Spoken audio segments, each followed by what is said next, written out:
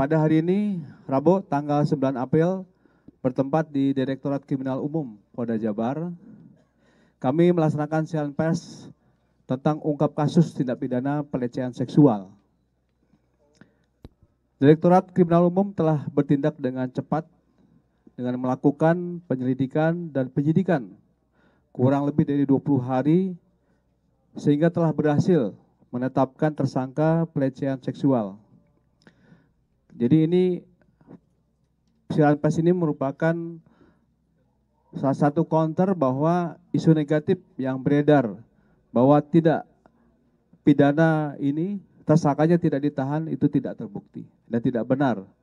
Dan apabila ada konten maupun juga media yang menyampaikan itu bahwa itu saya pastikan tidak benar atau hoax.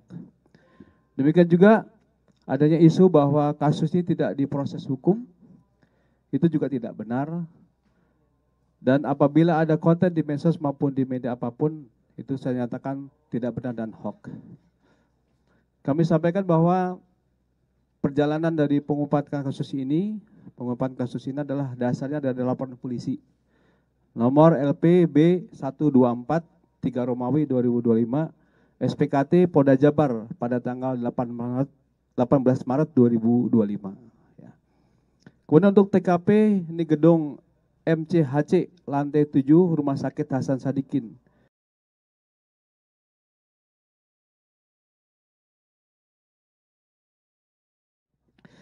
Kami sampaikan bahwa untuk modus operandi dari tersangka PAP adalah dokter pelajar dari salah satu universitas di Kabupaten Sumedang yang sedang mengambil spesialis anestesi di Rumah Sakit Hasan Sadikin. Modus tersangka PAP yaitu melakukan pengecekan darah terhadap keluarga pasien yang mana korban merupakan anak dari salah satu pasien yang dirawat di Rumah Sakit Hasan Sadikin. Tersangka PAP meminta korban FH untuk diambil darah dan membawa korban dari ruang IGD ke gedung MCHC lantai 7 Rumah Sakit Hasan Sadikin. Inilah TKP yang terjadi dan akibat dari dugaan tidak pidana kekerasan seksual, korban FH merasakan sakit di bagian tertentu. Uraian singkat kejadian pada tanggal 18 Maret tahun 2025 sekitar pukul 01 WIB, tersangka meminta korban untuk diambil darah dan membawa korban dari ruang IGD ke gedung MCHC lantai 7 pada pukul 01 WIB. Jadi jam 1 dini hari ini. Dan meminta korban untuk tidak ditemani oleh adiknya. Dan setelah sampai di ruang nomor 711, tersangka meminta korban untuk mengganti pakaian dengan baju operasi warna hijau dan meminta korban untuk melepas baju dan celananya. Tersangka memasukkan jarum ke bagian tangan kiri dan tangan korban kurang lebih 15 kali. Percobaan kemudian menghubungkan jarum tersebut ke selang infus. Setelah itu tersangka menyuntikkan cairan bening ke selang infus tersebut dan beberapa menit kemudian korban merasakan pusing lalu tidak sadarkan diri. Setelah tersadar, korban diminta untuk berganti pakaian kembali dan diantar sampai lantai 1 di gedung MCHC. Setelah sampai ruang IGD, korban baru sadar bahwa pada saat itu sudah pukul 04.00 WIB. Lalu korban bercerita kepada ibunya bahwa tersangka mengambil darah dengan 15 kali percobaan dan memasukkan cairan bening ke dalam selang infus yang membuat korban tidak sadarkan diri. Kemudian saat korban buang air kecil, korban merasakan perih di bagian tertentu yang terkena air. Kemudian kita tetapkan tersangka saudara PAP atau Priguna Anugrah Pratama. Pekerjaan dokter pelajar yang sedang mengambil spesialis anestesis di Rumah Sakit Hasan Sadikin. Alamatnya Kota Pontianak, ini sesuai dengan KTP, dan Kota Bandung tempat tinggal saatnya ini. Kemudian korban atas nama inisial saudari FH, pekerjaan karyawan swasta. Alamat Kota Bandung. Saksi-saksi, telah dilakukan beberapa acara pemeriksaan terhadap 11 orang saksi terdiri dari Ini ada Eva sendiri sebagai korban, ada ibunya, kemudian ada beberapa perawat, ada kurang lebih 3 perawat, dan adik korban, kemudian dari farmasi, dokter, dan pegawai Rumah Sakit Hasan Sadikin, dan juga apoteker. Dan Ditkrimsus juga akan meminta keterangan ahli untuk mendukung proses penyidikan ini. Kemudian dari hasil penyelidikan dan penyidikan ini, kita telah mengamankan barang bukti yang sudah tergelar di depan kami ini. Ya.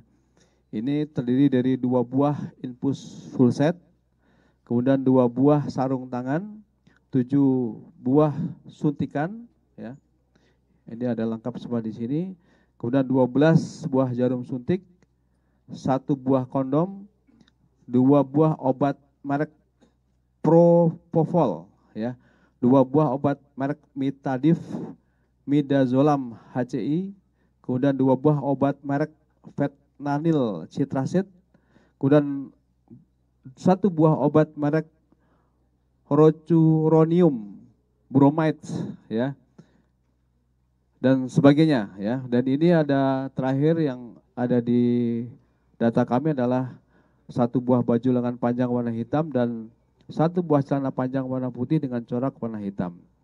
Kemudian untuk undang-undang dan pasal yang kita tetapkan,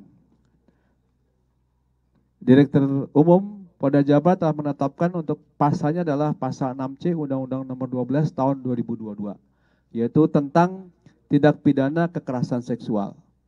Adapun ancaman hukumannya dipidana dengan pidana penjara paling lama adalah 12 tahun. Demikian dari kami, Kapitumas Polda Jabar menyampaikan hasil daripada rangkaian keberhasilan dari Direktur Umum Polda Jabar telah mengungkapkan kasus ini.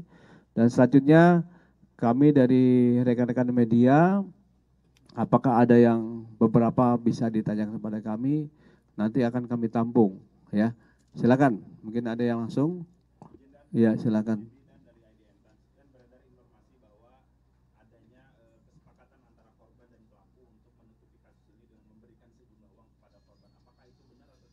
Baik, ya, 1 kita tampung dulu, ya Teh.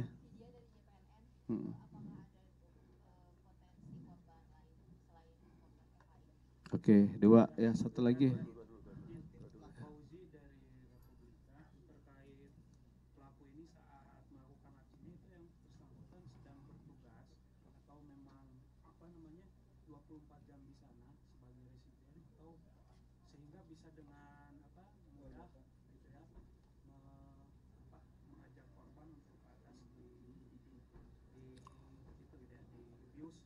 Baik, ya. Baik, dari 3 pertanyaan ini kita jawab dulu ya beberapa. Yang pertama terkait dengan apakah ada potensi dari korban lainnya, ya. Kami telah membuka layanan untuk laporan yang lainnya. Mungkin kasusnya sama tapi waktunya berbeda, ya. Kami terbuka yang di beberapa media sosial yang menyampaikan secara terbuka di situ, ternyata mungkin ada sampaikan, tapi kami berikan kesempatan untuk melapor, ya, melaporkan diri kepada kami, ya. Mungkin karena malu atau mungkin karena sesuatu hal, kita tunggu. Jadi apa yang disampaikan oleh teman-teman media ini ada kemungkinan, ya, tetapi kami akan tetap menunggu dari korban yang berikutnya. Kemudian untuk yang terkait dengan kesepakatan tadi, sejauh ini kami telah bertindak dengan tegas dan cepat. Jadi tanggal 18 kita mendapatkan laporan polisi, tanggal 25 kita sudah tetapkan sebagai tersangka dia. Jadi sebelumnya sudah akan kita lakukan penangkapan juga. Jadi kemungkinan apa yang disampaikan di luar kami tidak mengetahui. Ya.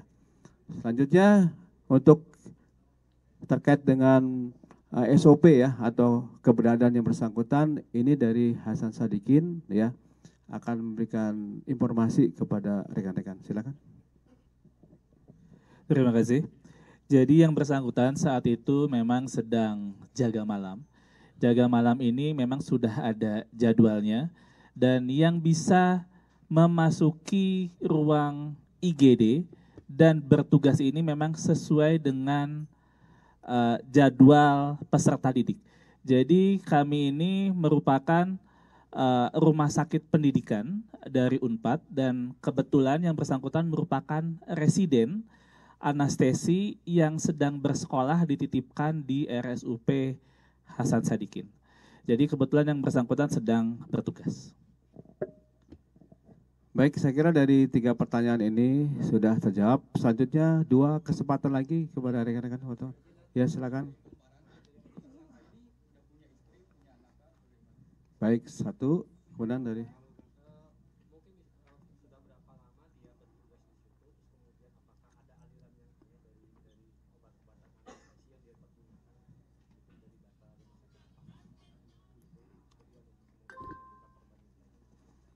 baik, dari 2 pertanyaan ini ya, nanti terakhir sesi terakhir ya, kami sampaikan bahwa yang bersangkutan memang setelah berkeluarga.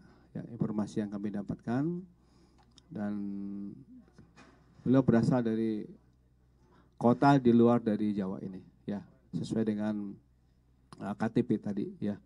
Kemudian yang bersangkutan nanti ini dari rumah sakit akan bisa menjawab. Yang dilaksanakan rumah sakit sudah sesuai dengan SOP dan juga saat itu yang bersangkutan memang sedang bertugas dan memang seluruh yang dilaksanakan di RSUP Hasan Sadikin sudah sesuai dengan standar operasional. Terima kasih. Pengambilan darah itu atas permintaan dari dokter yang utama atau memang inisiatif sendiri gitu? Baik, nanti akan dijawab lebih lanjut. Kami berikan kesempatan kepada Direktorat Umum ya, Polda Jabar untuk menyampaikan tambahan daripada rilis ini. Waktu dan tempat kami persilakan. Baik, dari pertanyaan saja. Tadi sudah, mungkin dari yang lainnya? Ya. Ya.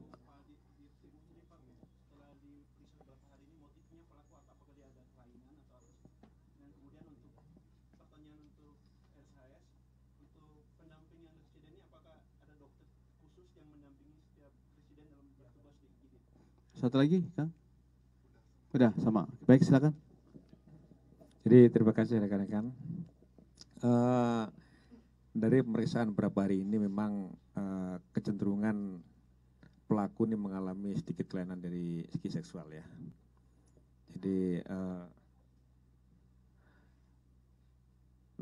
begitu juga dengan hasil pemeriksaan dari pelaku ini nanti kita akan perkuat dengan pemeriksaan dari psikologi forensik, ahli psikologi maupun psikologi forensik nanti untuk tambahan pemeriksaan sehingga kita menguatkan adanya kecenderungan kelainan dari perilaku seksual pelaku. Itu. Untuk berikutnya silakan Pak. Jadi di sana itu pada saat jaga itu sebetulnya ada yang pasti ada DPJP, dokter penanggung jawab pasiennya, dan memang ini sudah sesuai dengan SOP dan juga sesuai dengan yang dilaksanakan di rumah sakit. Tetapi mungkin juga dari terduga ini memang melaksanakan di luar SOP itu. Terima kasih. Baik, apakah cukup dari teman-teman? 1, Kompas, dari, silakan. Setelah itu baru Teteh. Ya, silakan. Ada?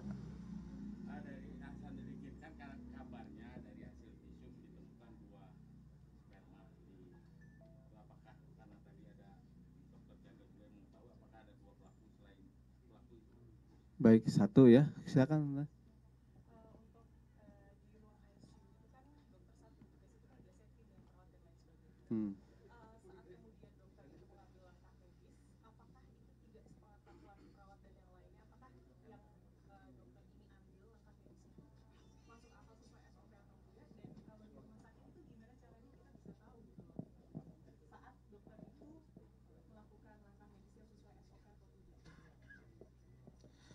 Jadi di rumah sakit itu dokter ini merupakan tadi yang saya jelaskan menjadi dokter peserta didik dari Universitas Padjadjaran yang sedang mengambil sekolah spesialis di kami. Jadi yang bersangkutan bukan merupakan karyawan dari Rumah Sakit Hasan Sadikin, jadi mahasiswa yang dititipkan di kami dan itu memang pasti sesuai dengan SOP dan juga sesuai dengan arahan dari DPJP-nya. Begitu. Nah, ini memang terduga melaksanakan di luar dari SOP tersebut. Berarti pengambilan darah dengan cara dibius itu Beda, pengambilan darah dengan dibius itu beda. Itu ruangan khusus atau ruangan perawat? Nanti mungkin kita akan lebih lanjut, kita mungkin saat ini pertanyaannya mungkin cukup, nanti mungkin kita tampung dahulu. Baik, saya kira demikian rekan-rekan sekalian. Ya, terima kasih atas kehadirannya dan rekan-rekan telah diberikan asupan informasi yang begitu lengkap. Demikian akhirul kalam. Wabillahi taufiq wal hidayah. Wassalamualaikum warahmatullahi wabarakatuh.